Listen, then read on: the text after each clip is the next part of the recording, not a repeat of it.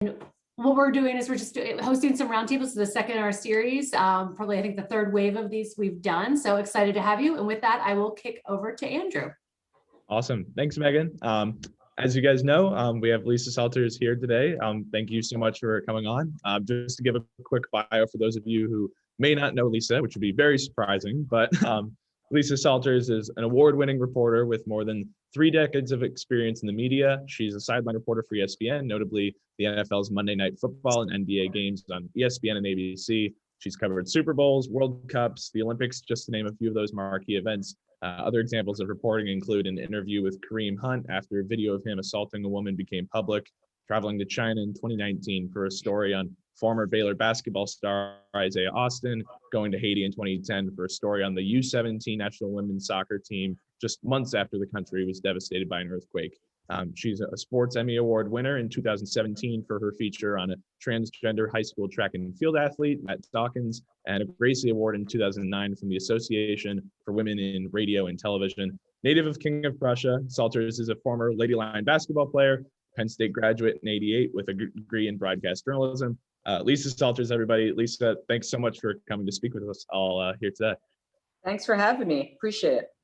Yeah, just to get into the questions, the first thing off the bat, obviously listing a lot of the events that you've covered in your career, it's a pretty remarkable one to say the least. Off the top of your head, if there's one experience that stands out to you as perhaps the most memorable in your career to date, what would it be? Oh, wow.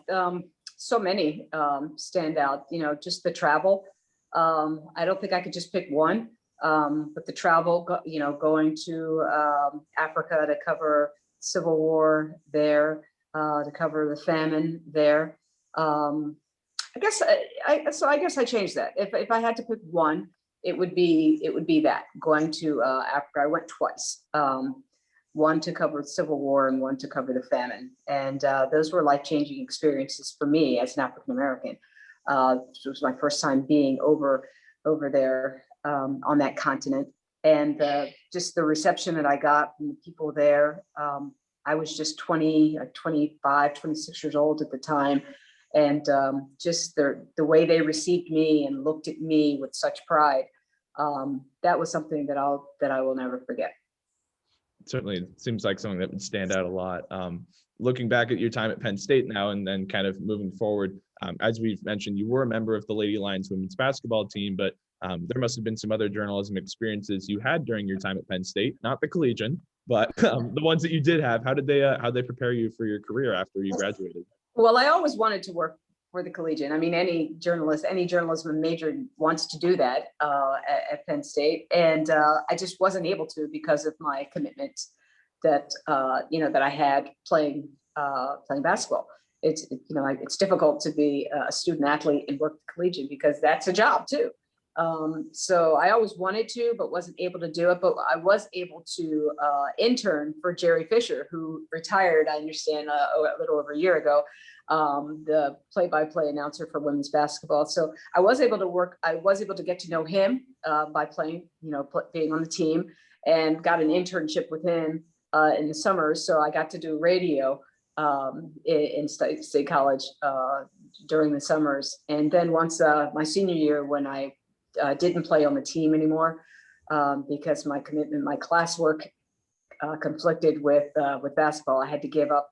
I certainly couldn't give up my classwork, so I had to give up basketball. And I was able to join Jerry Fisher as his color analyst. So I got to actually call some games with Jerry that season. So that was my broadcast experience at Penn State.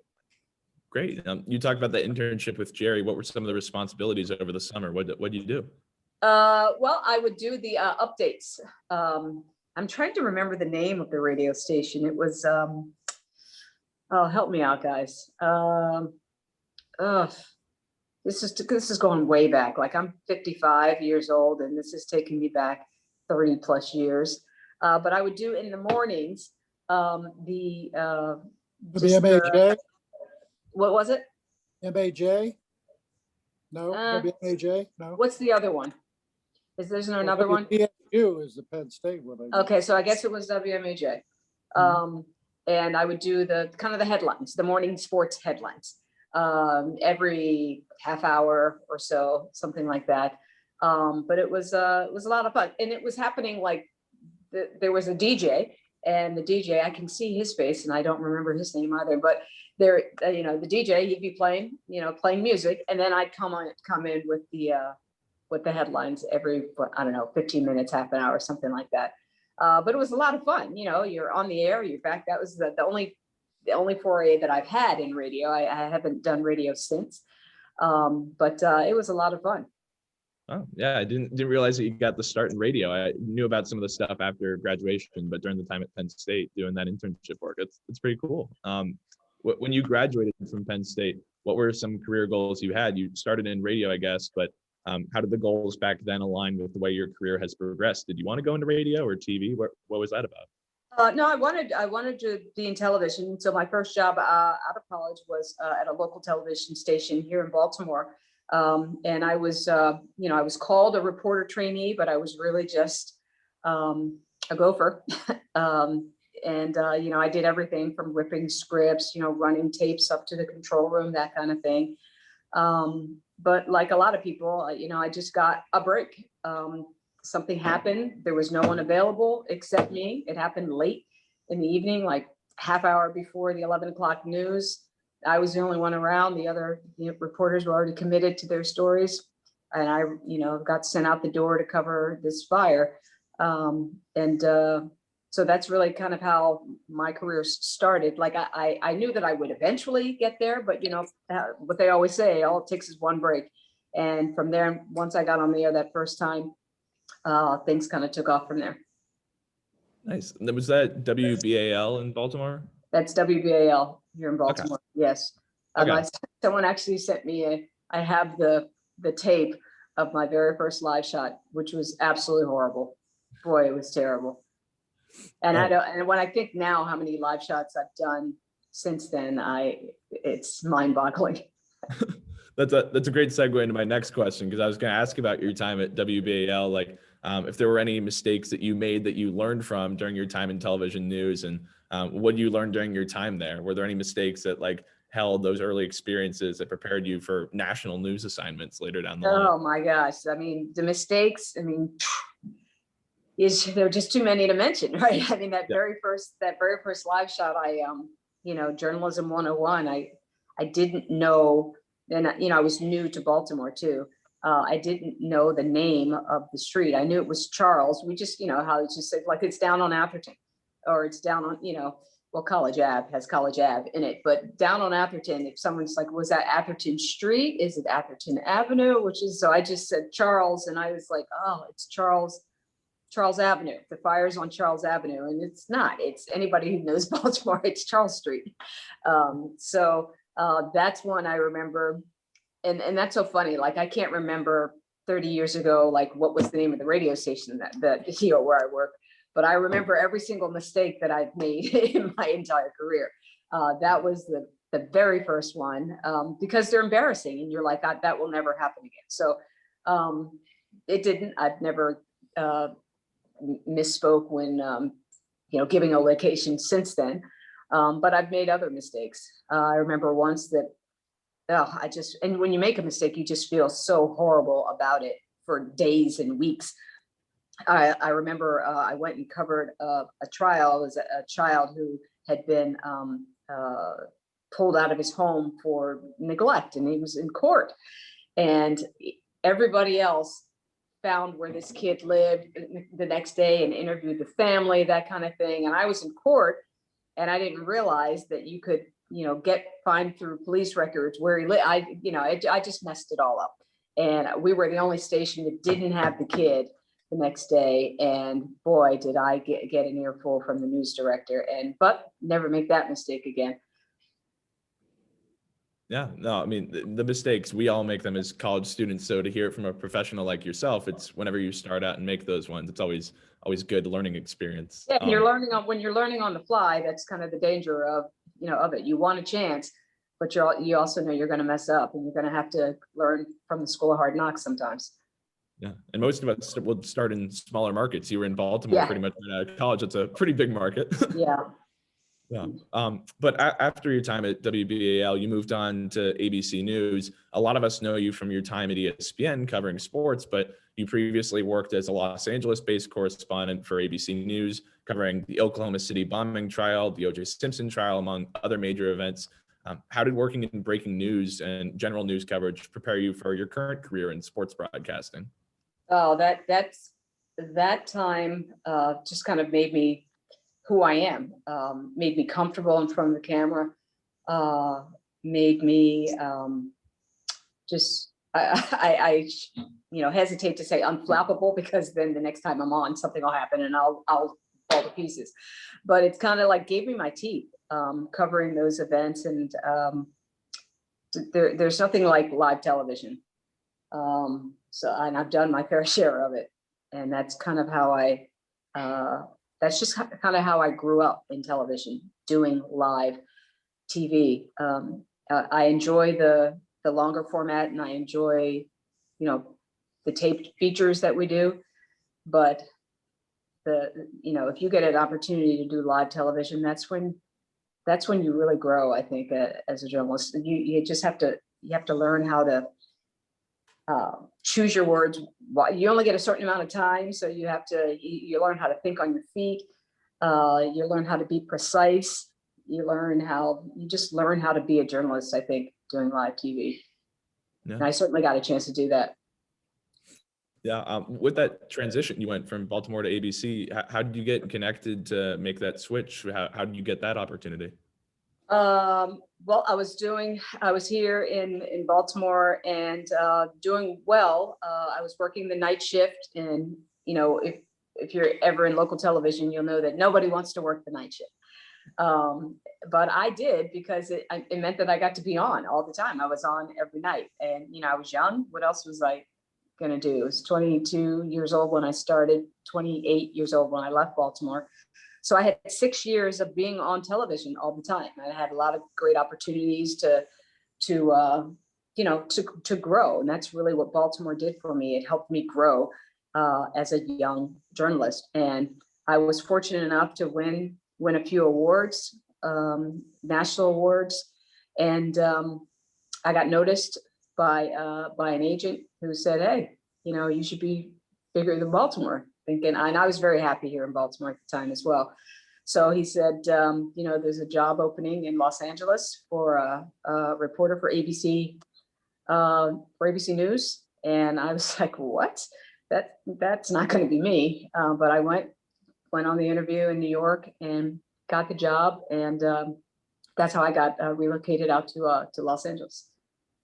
Yeah. And then eventually, you spent your time there at ABC News and made the transition to covering just sports. What about that transition? What prompted you to go into just sports coverage? So ABC and ESPN are both owned by Walt Disney, the Walt Disney Company. So they're sister companies, with the parent being Walt Disney. So for a couple of years, I had been asked by ESPN if I wanted to come over and try sports, because everyone knew that I was a sports fan. In my bureau in Los Angeles at ABC News, I would walk into the office and get the sports page and take it up to my office. Everybody else was, wanting to read the rest of the paper. But to me, the rest of the paper was work, and sports was something that, that I liked and I did for fun. So I never really considered sports as a career, because again, I always thought that sports was just something that you do for fun. You can't make a career out of it. I was hesitant for 2 years. I was very hesitant to even give them a consideration.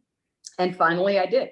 And I said, we have the understanding that if I don't like it, then I can go back to ABC News. And since it was within the same company, they were able to make that concession. And I tell you, once I went over to ESPN, I wish I had done it sooner. I wish I had done it the 2 years prior.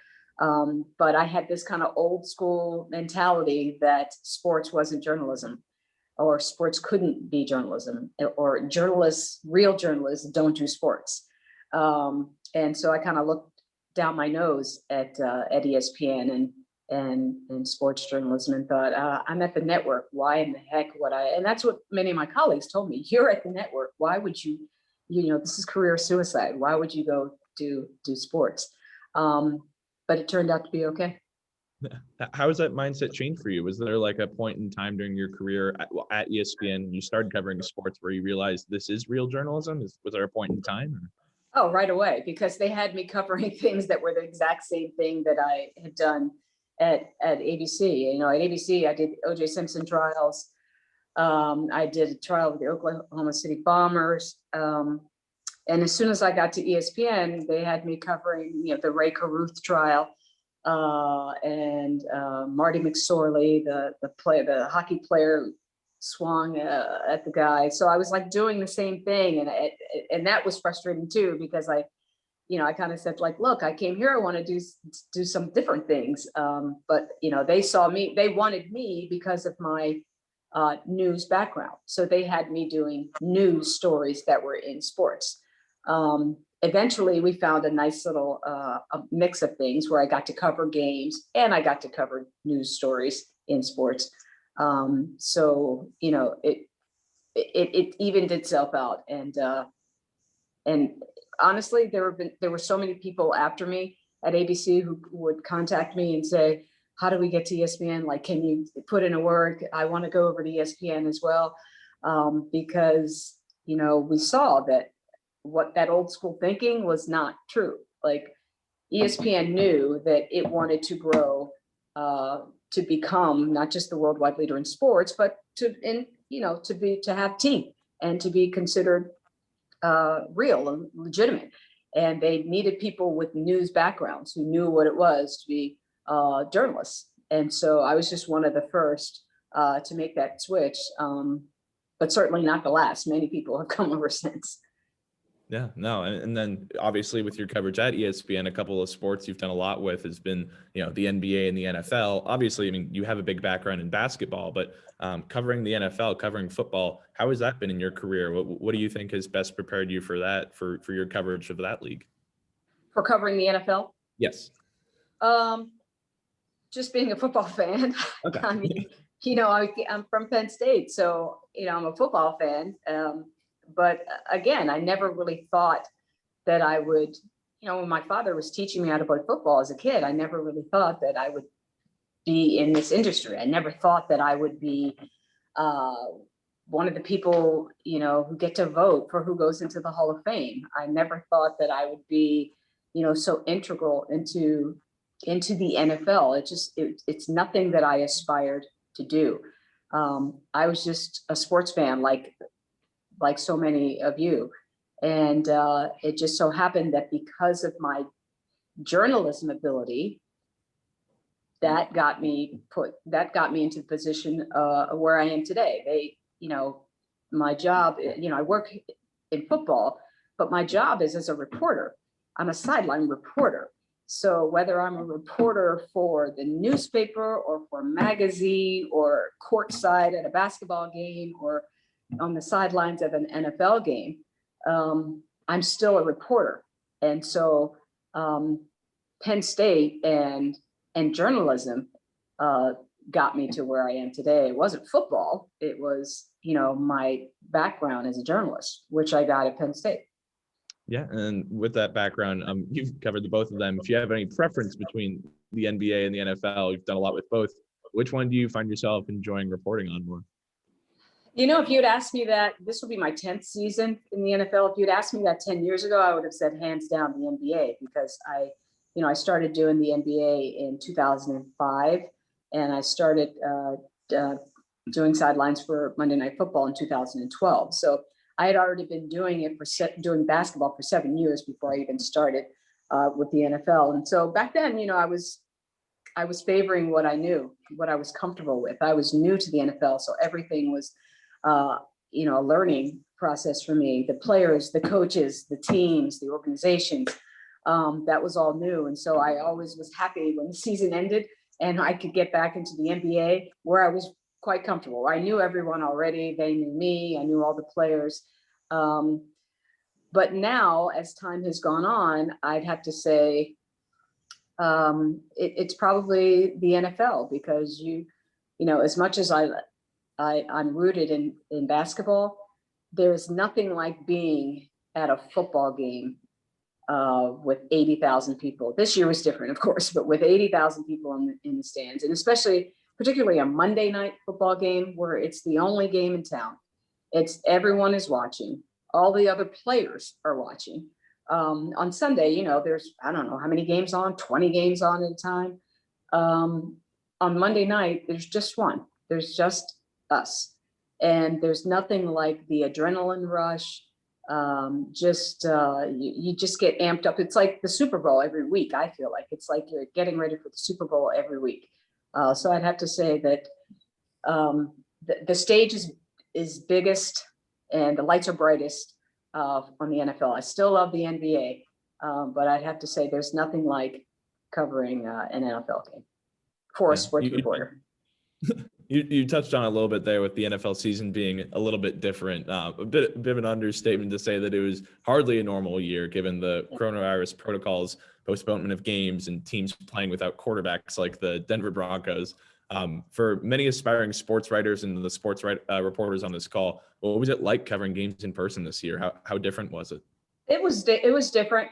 It was definitely strange to do games and to not be able to. That's what I missed the most, talking to guys face to face, going to practice. And then as they're walking off the field, just chit chatting with a guy for a couple of minutes here, chit chatting with a coach there. We still got to talk to people like I'm talking to you now via Zoom.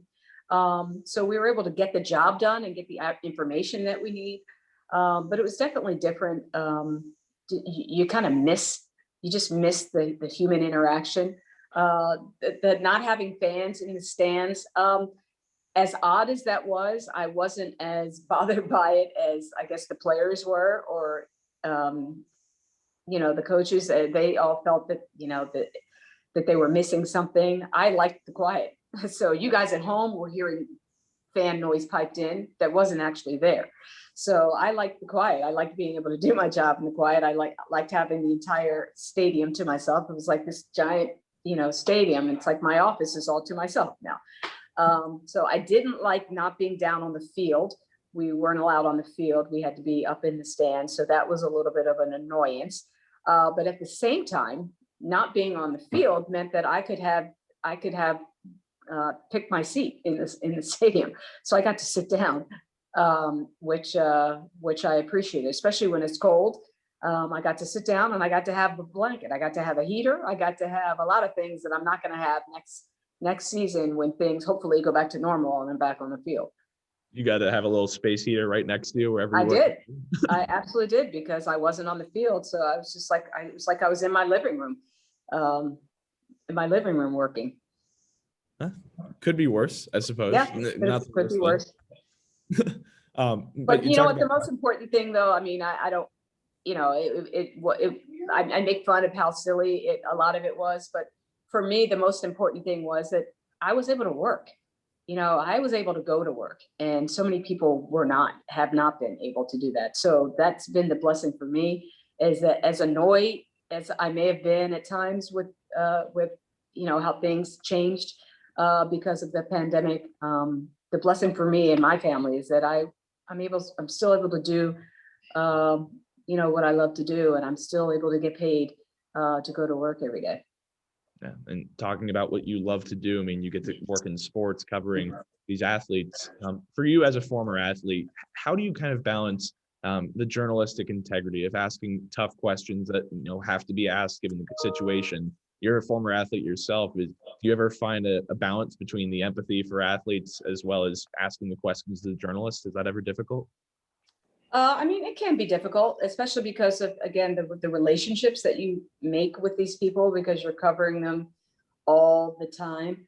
But I think that's why it's so important to always just be a journalist first, and your reputation will end up kind of speaking for itself, and people then understand. They know what you have to ask. Like when I walk into the room and I sit down with Kareem Hunt, like he knows, he requested me to do that interview because he knew that it wasn't because we weren't friends. Like I had met him one time before, but he knew from the time I had interviewed him before about just football, he got a sense that I was going to be fair. And that's all people really want, is for you to be fair.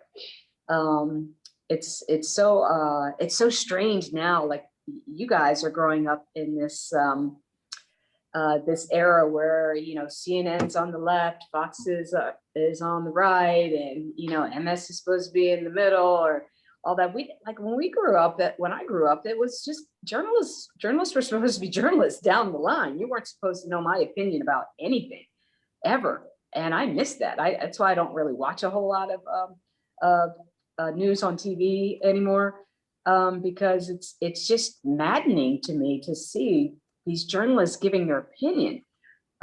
So when I do an interview, the players, the coaches, they know that I'm going to be fair, that my opinion has nothing to do with what's going on.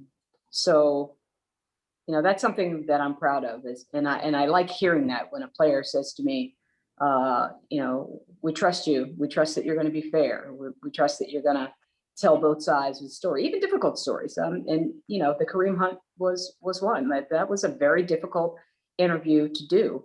But all I wanted to do, I didn't want to make him look good, and I didn't want to make him look bad. I just wanted to be fair. Was that the hardest part about the interview with Kareem Hunt, was trying to be fair? What was the most difficult part about that? It's obviously a touchy topic. Just knowing that, you know, in this day and age of social media, that how my questions were going to be judged, and that, you know, how the interview went was going to impact, you know, my career. I felt like, you know, I'd been 18 years at ESPN at that time already. But I was nervous. It was one of the few times that I was ever nervous about, you know, going into an interview, because I thought, you know, if this doesn't go well, it's gonna negatively impact me. And so I might ask all the right questions, but if the questions that I think that are fair, but if someone thinks that I didn't go hard enough, that was striking the right tone. I thought that if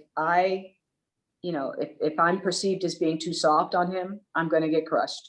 If I'm perceived as being too hard on him, I'm going to get crushed. So it was so important to just be fair. That's all I kept telling myself, just be fair, and, you know, everything should work out. But I definitely was nervous going into that one. Yeah. One more question before I open it up to the other people on this call. If anybody has any questions, feel free to raise your hand and I'll get to you all. But you talked about social media and kind of the backlash that you might have gotten for the way that you approach that Kareem Hunt interview. With that one and other interviews that you've done, what kind of negative backlash have you gotten on social media, either negative or positive, and how has that impacted your reporting, if at all, if you look at that stuff ever? Oh, I mean, the social media trolls are just what they are. Like I used to, like when I first started doing Monday Night Football, I used to, like, after every game, like, go on and see, you know, what people were saying about the broadcast. And, you know, 100 people could say, great job, like, that was awesome. And then that's one person is like, she's an idiot. That now I would be just done for the rest of the night. I'd be so mad. Like, I'd want to, like, you know, engage with that person, and it'd be like, dude, like, does anyone go to your office and, like, you know, criticize you after, you know, when you're at work? Like, what are you doing? So I just quickly learned, it was Mike Tirico who told me, he's like, this is what you do, like, with the Twitter trolls. You retweet what they said, and then you let all of the people who like you let them attack them. And it's like, oh, okay, that's pretty good. And then I eventually just kind of just stopped doing it at all. So I rarely go look on Twitter at anything, like rarely, close to never. And yeah, and I know that's probably not good, because we live in an age where, you know, it's an important platform. It's a legitimate platform. It's just one that I choose not to participate in. Certainly. Looks like we have a couple of questions coming in, and we'll go to Jake first. He had the first question. Go for it, Jake.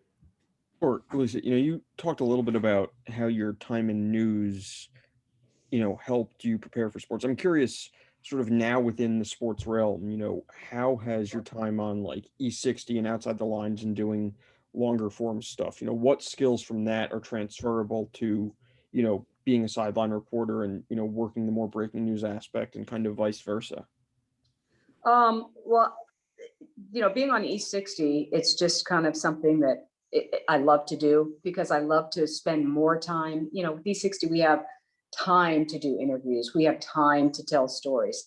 So it's a nice mix for me, just for my sanity to be able to not be so rushed all the time with, on the sidelines of a game where I have 30 seconds to say what I have to say.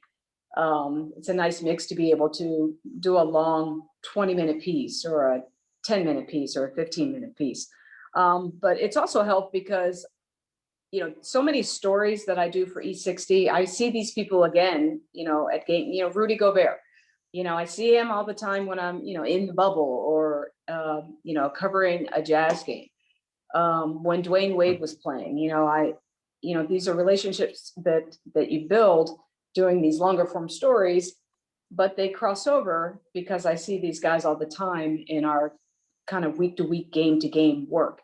So, all these different skill sets are, I've been blessed to, just be able to experience all of them. So I've been able to do a lot of live television. I've been able to do a lot of storytelling. And so I don't know if there are many sports journalists as fortunate as I have who've been able to do both. And, I think about the people who were the other sideline reporters that I know, Pam, Michelle, Aaron, none of them have had have been able to do what I've done, to have the ability to do it. Not that they couldn't do it, I'm sure they could. But the E60 and the storytelling that's allowed me to do has just been invaluable to me, and it fills a place in my heart too, to be able to, because ultimately it's the stories that why I got into journalism. I love doing what I do. I loved being on the sidelines, but I love telling stories most of all, and E60 gives me a great opportunity to do that. Certainly a great answer there. Andrew has another question, so we'll turn to him next. Andrew, feel free to ask your question. Thanks, Destin. This is kind of broad, so bear with me. But what's your favorite and least favorite part about your job? My favorite part is meeting the people, being close to the action, being up close and personal to the players, the coaches, hearing how they think, seeing the stressful moments in game play out, how they play out. So being a part of the action would be my favorite part. My least favorite part would be being away from my son for as much time as I have to be, which is a lot less now than when I was younger. I travel a lot less now than I did then. But still, once you guys start having kids, you don't want to be away from them all that much. Jake has another question. Jake, feel free to go for it.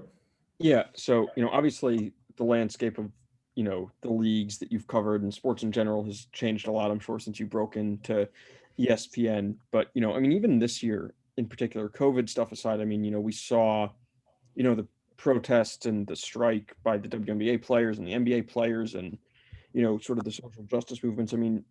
What has it been like to cover those movements and to really see athletes, maybe use their voices and, their consciousness more than they have in the past? So inspiring. I did go into the bubble. I was there for about 6 weeks. And like I said, I have a 7, soon to be 8-year-old. And that was a big question when they asked me, do you want to do this? We will understand if you don't.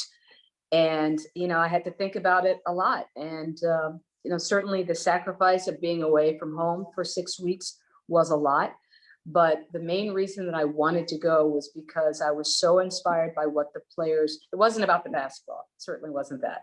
It was about what was happening. And I knew that those players had stories that they wanted to tell, and I wanted to be able to help them tell it.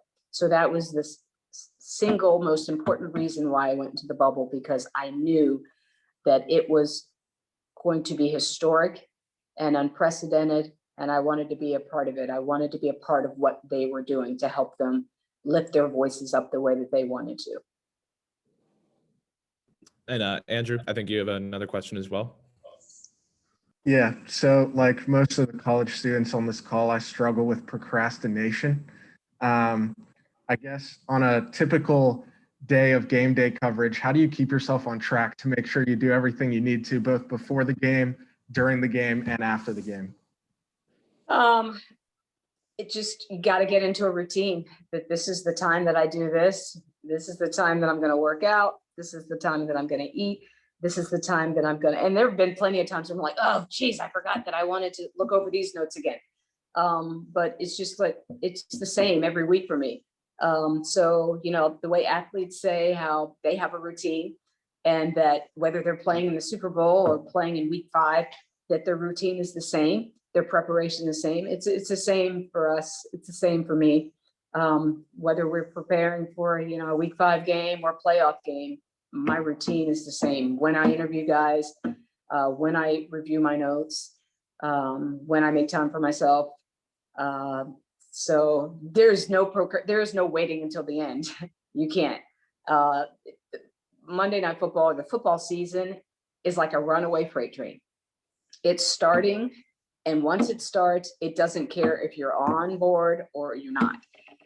It's going to keep going. So once you climb on for week 1, you're just on until the very end. And you could have a great game one week and you have no time to be like, yeah, that was awesome, because it's the next one is right there. You could have a crappy game and there's no time to really just wallow in, oh, woe was me, because you've got the next one to prepare for already. So there's really no time to procrastinate. You just got to get on board, go for the ride, and keep it moving. We'll go with a pair of questions before we continue with some more from myself. First, Jake, and then Jordan. Jake, feel free. Yeah, you know, you talked about the relationships that you have, but even, you know, going beyond that, you know, how do you think working at ESPN has helped you throughout your career in terms of getting access to sources and getting sources to trust you maybe more than they would if you were either a local reporter or if you were at maybe one of your rival networks? Yeah, I think it's about you. I think it's about you more than your outlet. I mean, certainly ESPN, if I'm looking to get someone on camera and a lot of people are looking, they might consider like, all right, well, I'm going to go to ESPN because more people will see it. But also, if I'm like a jerk, they're going to be like, no, I'm going to go to this one. So I think it's a lot about you and the reputation that you have, that gets you what you need in this business. And I don't think that has changed much, David, right? I mean, that's the same. Like, if people trust you, they're gonna, and I'm talking to you, David Jones. Like, if they trust you, they trust you. It doesn't work. It's not necessarily your paper or your magazine, or because there've been plenty of times that people are upset at ESPN for whatever reason, that like, you know, ESPN did me wrong before, and so I'm not going to talk to them right now. I'm not talking to them right now. I've had that a lot before. I know there was one very notable athlete who was not happy with ESPN about the way they covered something that he did in his life, and he's like, I'm not talking to them for a while. And I'm thinking, I need you. Like, this is a post-game interview. I need you. And I was like, look, he's like, I love you. We are good. But I'm just trying to make a point to your employer. But just know that we're good. I've got the utmost respect, you know, and, you know, we'll do stuff later, but I'm making a point to your boss. And it's like, I got you. So, you know, it's about you and your work that's going to get you the respect.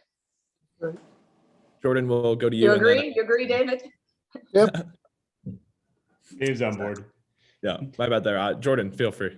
Yeah. Hey, Lisa, you mentioned some of the other sideline reporters. I'm curious, you know, in 30 years plus experience, of all the great names you've worked with, whether they're colleagues or competitors, who do you like, or who have you liked the most? Who do you sort of steal from? Who have you learned from, and whether they're still working now or X?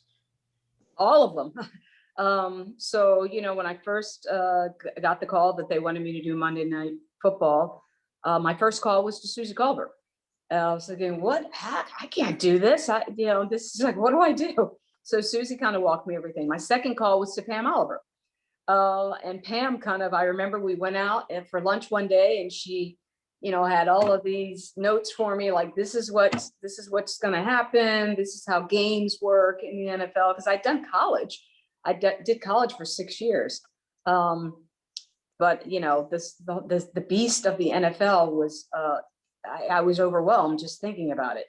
And it was Monday Night Football. So I knew that, there was going to be no room for error. If I'm bad, they're going to crush me. And you see how they've done the guys in our booth, those guys can't catch a break. So I knew that the same was going to happen for me, that if I couldn't cut it, I would know pretty quickly and they would get rid of me. So, Michelle Tafoya, like if I have a question about something, there's none of that girl backstabbing that you might think is out there. Like we all have each other's numbers, like we'll call if something happened. I texted Michelle earlier this season when she was in that torrential downpour. I don't even remember where it was, in maybe in New England or I don't remember where it was, but it was just horrible. And I texted her the next day. I was like, yo, dude, I hope that you are dried out and that you're drinking a glass of wine right now. And she's just like, oh my God, I had never seen anything like that before. Just that kind of rain coming down in sheets at a game. And I thought, thank goodness that was a Sunday night and not a Monday night. But yeah, we all know each other. We're all, I wouldn't say we're friends because we don't see each other. We're always going somewhere different, but we're all very good colleagues to one another. We'll go Andrew and then David, and then start to slowly wrap things up. But Andrew, all you. Sweet, thanks. Going back to preparation and everything, what goes into preparing for, an NFL season, and then what goes into preparing for each game that you do? I mean, that's a long, I'll try to shorten the answer for you, but it's a week's worth of preparation.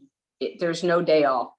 So if I finish a game on Monday night, Tuesday, I'm going home, and I try to take Tuesday off because I've traveled that day. I'm tired getting back home to see my son. Wednesday, it all starts again, where I'm reading 50 pages worth of notes that the ESPN research department has prepared, about 25 pages for each team, 50 pages of notes that I'm writing down. You just get to become an expert on both teams, where they are at this point. Thursday, our conference calls start with each other, and we kind of talk about where we see the game going. On Monday, people we'd like to interview, so we then reach out to both teams. Friday, set up interview conference. Well, we used to do it in person, so we would so now say we do conference calls, that kind of thing, with teams on Friday. In a normal year, Saturday we travel to the site of the game, and we go to practice, the home team's practice, talk to them in person after practice. Sunday, the arriving team comes into town. We talk to them at their team hotel. Monday, we play. Tuesday, I fly home, take off, and it all starts again. So there are no days off. And it's just again, like I said before, it's like every week preparing for, the Super Bowl. And it's also like preparing for a final exam every week, a final exam that you cannot fail. Great. David, feel free. Okay, I have two questions really. Can you hear me? Yep. One's kind of frivolous, one's a little more serious. I'll ask the frivolous one first. Tell me about the piano. My piano? Yes, I play. Well, tell me about it. What's the story? What the story behind the piano, like where I got it? How do you tell me about your playing and all that? Oh, my parents got me into lessons when I was about 12, so I started kind of late. But then I played up until I went to Penn State, up until college. I wish I'd continued after, but I didn't. So I played for about 6 years, and now I just play for fun. Okay. And the other question is, what basic advice would you give these students about pursuing a career, how to build a career, and how to proceed to try to be successful in whatever course they choose. What's your experience tell you? My experience tells me that chance favors the prepared. Who said that? But it's true. Luck favors the prepared. So if you're prepared, we're overly prepared as sideline reporters. I think you really have to be overly prepared. There's so much stuff that I know about these games that never even comes up, that I never get a chance to say, but I know it. And it doesn't mean that I'm never going to be able to say it. Like the next time I have that team, I still have that information in my back pocket. So just your preparation, just look at it like a final exam. You want to be over prepared for your final. You don't want to be under prepared. So just the more buttoned up that you can be, the better, because when you get thrown a curveball, which inevitably is going to happen at some point, you're prepared. And so then when they're saying like, wow, you were really lucky that, that happened and that you were that, now I was lucky, but I was also prepared. I think it was Branch Rickey who said that good fortune happens when opportunity meets preparation. Okay. That's what. I know one of my ESPN bosses said that like years ago, and that's always stuck with me. I think he was quoting Branch Rickey. No, he did say he was quoting someone. He didn't try to make it. He didn't try to take ownership of it. He did say he was quoting someone, but I just didn't remember who it was. Great of you to be here. Thank you. Thank you. With all that preparation, you talk about like the 50 pages of notes. Is that from scattered across the team's like public relations department or different newspapers? Like what sources do you turn to usually? Yeah, local newspapers and, any media outlet. It's the research departments. Thank God they're there to kind of glean everything and sift through it and kind of put out like cliff note versions. So it'll be on each player that's playing, and we'll go by position. We'll start with, the quarterbacks, and it'll be the starting quarterback. If it's Tom Brady, it's going to be like 2 or 3 pages on him. And then there's a little bit on the backup too, because again, the luck favors the prepared. You never know when the backup is going to get into a game. And so I always like to make sure that I talk to the backup quarterback who, and 9 times out of 10, never hear from the guy. He never comes up in the game. But for that one time, and it has happened for me a couple times, that I was able to talk to the backup, and then there, lo and behold, there he is in the game. There, now I look smart. Well, it's like I wasn't all that smart. Or, oh, you're lucky. Like, oh, you were lucky you talked to that guy. No, just like, it's better to be prepared than not.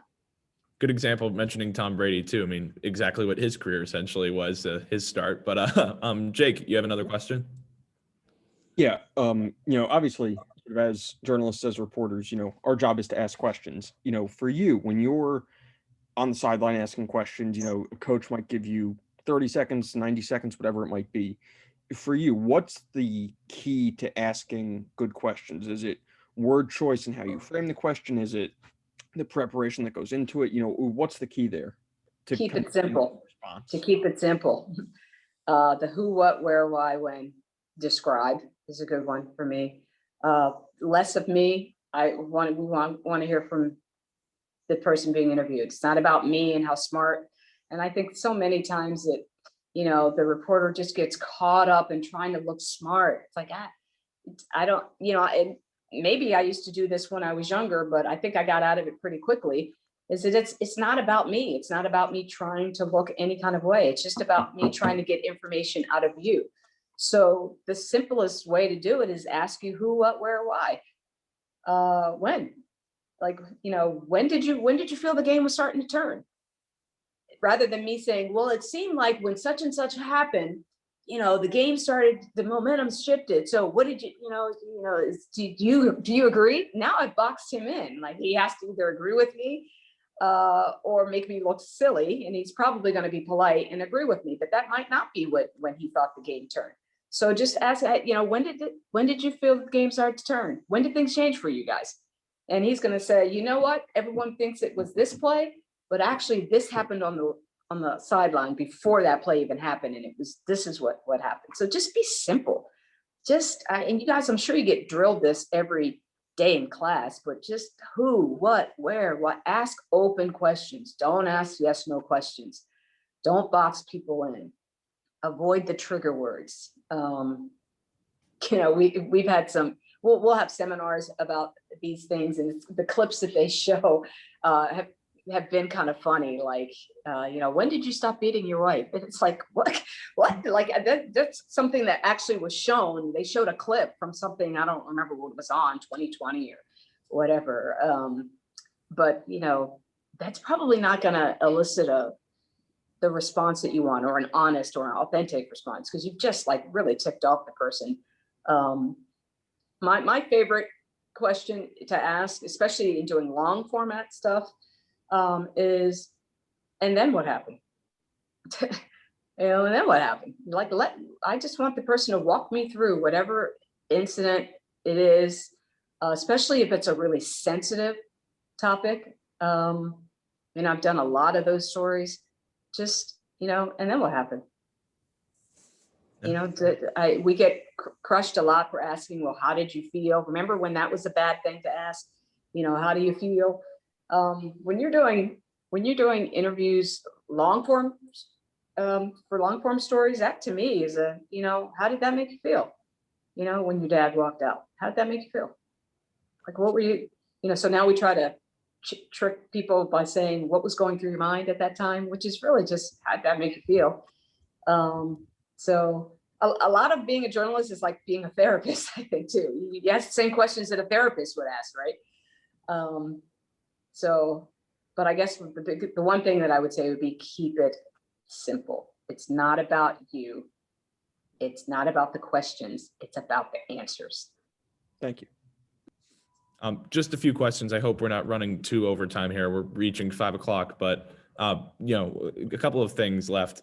Your life as a reporter during the pandemic, a lot of changes did take place. You talked about how it was different being in a stadium by yourself, essentially. But are there any changes that you experienced that you imagine will stay in place moving forward? I hope not. I worry that it might stay. I worry that they might keep us off the sideline for next year again. I hope not. I worry that teams might rather do these Zoom interviews. I hope not, because it's just better being able to go and talk to guys in person. But we'll see. Like I said, I'm just happy to be able to work. Certainly. A couple more things. I'll try to keep these ones light, but there's a lot of experiences to choose from, and I realize it's a difficult question, but to the state, what would you say is your biggest or your proudest accomplishment as a journalist? That I'm still here. Longevity. It's when I look back now that I'm kind of like on the back nine of my career, I didn't have any real goal of being great or being anything. I just wanted to have a solid career, to make my family proud, to make myself proud. And I see people come and go. I've seen so many people who are hot. I've never been a superstar, and I've never been fired from any job. So I've seen superstars who are super hot one year and then they're out of television the next. And so I just like being here under the radar. And so the longevity, being around, being able to stick around is what I'm proudest of. Conversely, on the flip side, what's been the most challenging story for you to cover throughout your career? The most challenging story. I don't know. I think every story has its unique challenges. I wouldn't say that there was one that, there've been some stories that if you're not really into the subject matter, that makes a story challenging. I remember I did a story for E60 on parkour. I was like, yeah, I don't care about this. This is not a real sport. So any story that I'm not really interested in, I find to be challenging. But I will say this, the Matt Dawkins story on the transgender track athlete, I almost didn't do that story, and we won an Emmy for it. I remember getting the phone call asking me if I would be interested in shooting it over the summer. And I was in the car with my NBA guys, with Jeff Van Gundy and Mike Breen and Mark Jackson. And we're riding over to the arena in Golden State during a Warriors game. And they heard me say like, yeah, I don't really, yeah, okay, bye. And they're like, who's that? And I was like, oh, it's one of these 60 boss. They wanted to find out if I wanted to do this story on this transgender athlete in New Jersey, if I want to do that over the summer. And they were like, you said no? And I was like, yeah, the whole transgender thing, I don't really know much about it. It just seems weird. I don't get it. I'm not all that interested in doing that. And Jeff Van Gundy said, well, what gives you the right to decide whose story gets to be told? And I thought, he's absolutely right. I'm just a journalist. I don't get to decide what stories what stories should be told and what shouldn't. And I called them right back and I was like, yeah, I got it. I'll do it. And it was like the biggest learning experience for me, because I was ignorant and I got to learn something from this 17-year-old kid, Matt Dawkins. And so, yeah, all stories have their unique challenges, but some stories are more difficult to tell than others. And some stories might make us uncomfortable. But again, our job is to be a journalist and to tell them the best way we can. Awesome. Last question. I know we talked about it earlier, but advice for us aspiring journalists, for all of us trying to break into the industry, any thoughts of tips for success about how we can prepare ourselves for, entering the work soon as journalists? Well, so the one thing is just to be prepared, overstudy, overwork, be a sponge. As soon as you get into whatever, outlet you end up going to, just be a sponge, learn from everybody inside that building. Don't just say like, I want to be on air, so I don't really care about anything else. Learn from the graphics people, learn from the news editors, learn from the camera guys, learn from the editors. And what I found, when you show people that you want to learn, they will teach you.